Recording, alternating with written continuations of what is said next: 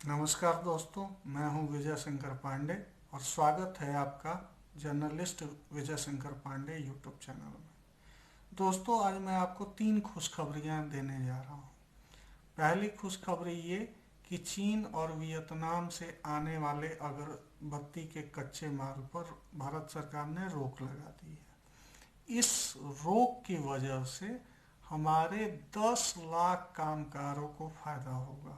मतलब समझ लीजिए कि जो पैसा विदेश जाता था वो अब विदेश न जाके देश में ही बनेगा कच्चा माल और अगरबत्तियां बनेगी। मतलब का रोजगार भी पैदा होगा, साथ ही साथ हमें सस्ती अगरबत्ती भी मिल सकेगी और उसके अलावा सारा पैसा कामगारों को और आम भारतीयों को मिलेगा।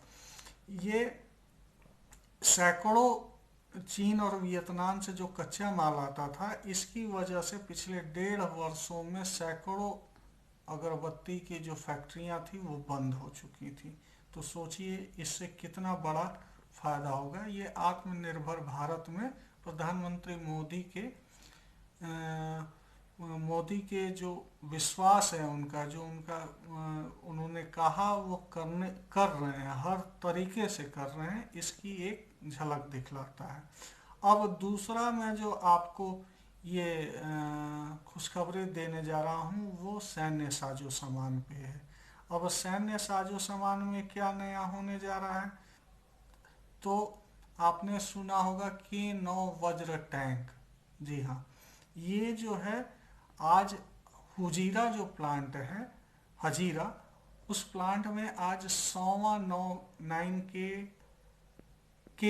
वज्र टैंक बनाया गया और जनरल नरवणे ने उसे हरी झंडी दिखाकर रवाना किया। पीएम मोदी ने पहला टैंक देश को किया था समर्पित 19 जनवरी 2019 का। सोचिए 19 जनवरी 2019 को पहला हुआ और आज जो है 100वां टैंक भी बन गया और उसको रवाना कर दिया गया। कि 9 वज्र टैंक की खासियत ये है कि ये सूरत के हजीरा LND प्लांट में तैयार किए जाते हैं। ये K9 वज्र टैंक काफ़ी एडवांस टैंक है। यह रेगिस्तान और सड़क दोनों जगहों पे 60 से 70 किलोमीटर प्रति घंटे की रफ्तार से दौड़ सकते हैं। ये गोले बरसाने के बाद तेजी से अपनी लोकेशन भी चेंज कर लेते हैं। मतलब दुश्मन टैंक पे या सेना पे गोला दागा और तुरंत अपना पोजीशन चेंज कर लिया ताकि उधर से बमबारी ना हो सके। सेल्फ प्रोपेल्ड आर्टिलरी वाले इस टैंक का वजन 47 टन है, जो 47 किलो के गोले को 43 किलोमीटर की दूरी तक दाग सकता है। यह स्वचालित तोप शून्य त्रिज्या पर भी घूम सकती है, मतलब तीनों चारों तरफ ये घूम जाती है। डायरेक्ट फायरिंग में 1 किलोमीटर दूरी पर बने दुश्मन के बंकर और टैंकों को भी तबाह करने में सक्षम है। यह किसी भी मौसम में काम करेगा। इसकी लंबाई 12 मीटर और ऊंचाई 2.73 मीटर है। इस टैंक में चालक के साथ 5 लोग सवार हो सकते हैं। अब सोचिए ऐसा अत्याधुनिक टैंक अपने यहाँ ही बनने लगा। और कहा तो ये भी जाता है कि ये बोफोर्स से भी ज़्यादा खतरनाक टैंक है। तो जो मतलब पहले के ज़माने में हम लोग बोफोर्स आया इटली से, तो उस ज़माने में इटली से मंगाते थे। अब हमारे यहाँ खुद टैंक भी बनने शुरू हो गए हैं। तो ये जो है बहुत बड़ी एक कवायद हुई है। अब तीसरी जो बड़ी खबर आपको सुनाने जा रहा हूँ, मैंने आप वीडियो भी बनाया था कि भारत और चीन में सहमति बन गई है कि सीमा पर जो गतिरोध था वो दूर कर लिया जाए और चीनी सेना पीछे हटा भी रही है। लेकिन मैंने उस वीडियो में भी आपको बताया हुआ है कि भारतीय सेना जब तक ये देख नहीं लेती है, कंफर्म नहीं कर देती है कि चीन के सैनिक सही में पीछे चले गए हैं, तब तक वो इस बात को अनाउंस नहीं करेगी। और हुआ भी यही। आज भारतीय सेना की तरफ से ये कहा गया है कि चीन के सैनिक पूरी तरह से हमारे पैंगोंग झील, जो पूर्वी लद्दाख में पैंगोंग झील है, उसके दोनों किनारों से पीछे हट गए हैं।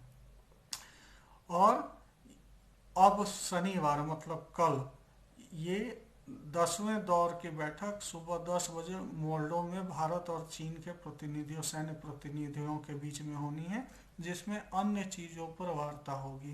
ये पैंगोंग झील वाला तो मामला अभी सुलट चुका है, लेकिन इसके अलावा भी बहुत सारे गतिरोध के पॉइंट्स बने हुए हैं। जैसे ये डेप्सांग का इलाका है, उसके अलावा जो है अरुणाचल प्रदेश तरफ भी तनातनी रहती है। तो इन सब मसलों पर भी कल मोल्डो में 10 बजे से सैन्य वार्ता शुरू होने जा रही है। 10 फरवरी को जो है सहमति बनी थी भारत और चीन के सेनाओं के बीच में कि पीछे चीन को हटना पड़ेगा, फिंगर 8 से पीछे चीन को जाना पड़ेगा, जो फिंगर 4 तक आ गई थी। और भारतीय सेना जो फिंगर 4 पे थी वो जो है अपने बेस पे फिंगर 3 पे आ जाएगी। और फिंगर 4 तक तो वो चौकसी कर सकेगी, लेकिन फिंगर 4 से 8 तक का एरिया नो मैंस इलाका रहेगा, मतलब वहाँ न भारतीय सैनिक जा पाएंगे न चीनी सैनिक आएंगे। और वो इलाका एक तरह से अभी कुछ दिनों के लिए ये कर दिया। बाद में भारतीय सेना जैसे पहले करती थी कि फिंगर 8 तक अपनी चौकसी करती थी, और चीनी सेना जो है कभी कभार फिंगर 4 तक आ जाया करती थी। हालांकि ये बात अब शनिवार की बैठक के बाद पता चलेगा कि इसमें आगे क्या सहमति बनी है। सेना ने तस्वीरों और वीडियो जारी करके पुष्टि किया है कि चीनी सेना पीछे हट गई है। और इसमें जो है अब तक जो बातचीत हुई है, इसमें 200 से अधिक चीनी टैंक रुतोग सैन्य अड्डे पर वापस चले गए हैं, जो कि मोल्डो से लगभग 90 से 100 किलोमीटर दूर है। ये जो रुतोग सैन्य अड्डा है ये चीन के एरिया में है, और ये मोल्डो से 90 से 100 किलोमीटर है। वहाँ ये सारे 200 से अधिक टैंक पहुँच चुके हैं। भारत ने भी अपने टैंकों को पीछे लोमा के पास खींच लिया है। नोमा भारतीय पक्ष का, मतलब भारतीय सेना का एक छोटा सैन्य अड्डा है। तो इन 3 खबरों से अब कल जब बात होगी भारत और चीन के बीच में, तो इसमें अब बृहद स्तर पर बातचीत होगी कि भाई ऐसा है कि अगर आपको शांति चाहिए हर जगह, तो ये जो LAC का मसला है कि आप कभी ये बता देते हो कि ये हमारा एरिया है, कभी यहाँ तनाव करते हो, कभी वहाँ तनाव करते हो, तो इन सब से निपटने के लिए अब बात होगी। और देखना ये है कि क्या चीन अब सतर्कता से और गंभीरता से इस मसले को हल करने को राजी है, या वह सिर्फ युद्ध को कुछ दिनों तक टालने के लिए उसने ये सैनिकों की वापसी कराई है। अगर दोनों तरफ की सेना और दोनों तरफ के नेता इस बात को मान लेते हैं कि LAC को मान्य कर दिया जाए और सीमाओं का रेखांकन कर दिया जाए, तो जाहिर सी बात है भारत और चीन दोनों के रिश्ते बहुत ज़्यादा प्रगाढ़ हो जाएंगे। क्योंकि आज की डेट में चीन को भी बहुत ज़्यादा भारत की ज़रूरत है और भारत को भी चीन की ज़रूरत है। दोनों बहुत बड़ी अर्थव्यवस्था बन चुके हैं। अगर ये दोनों मिल जाते हैं और एक दूसरे की समस्याओं को, एक दूसरे के इलाके को, एक दूसरे की संप्रभुता का आदर करने लग जाते हैं, तो निश्चित तौर पे एशिया के लिए ये बहुत फायदेमंद साबित होगा। भूटान, नेपाल, बांग्लादेश, पाकिस्तान सभी के लिए। तो इसके लिए ज़रूरी है कि चीन यह अगर सोच ले कि हमें भारत से द्वेष नहीं रखना है और भारत की सभी सीमाओं को, जो भारत की संप्रभुता है उसका सम्मान करना है, तभी यह बातचीत बन सकती है। वरना चीन अगर फिर टेढ़ी खीर दिखाता है, तो इधर हमारी सेनाएं तैयार हो ही रही हैं, K9 टैंक बन रहे हैं और बहुत सारी चीज़ें हो रही हैं, तो चीन के लिए आगे आना समय भी बहुत मुश्किल होगा। धन्यवाद दोस्तों, आप सभी लगातार सब्सक्राइबर, अभी तक 20 सब्सक्राइबर हो चुके हैं। आप सबका इतना प्यार करने के लिए बहुत बहुत धन्यवाद। आप लाइक करते रहिए, कमेंट करते रहिए। आपके लाइक और कमेंट करने से ही मुझे पता चलता है कि आपको यह वीडियो कितना पसंद आया और कितना नहीं पसंद आया।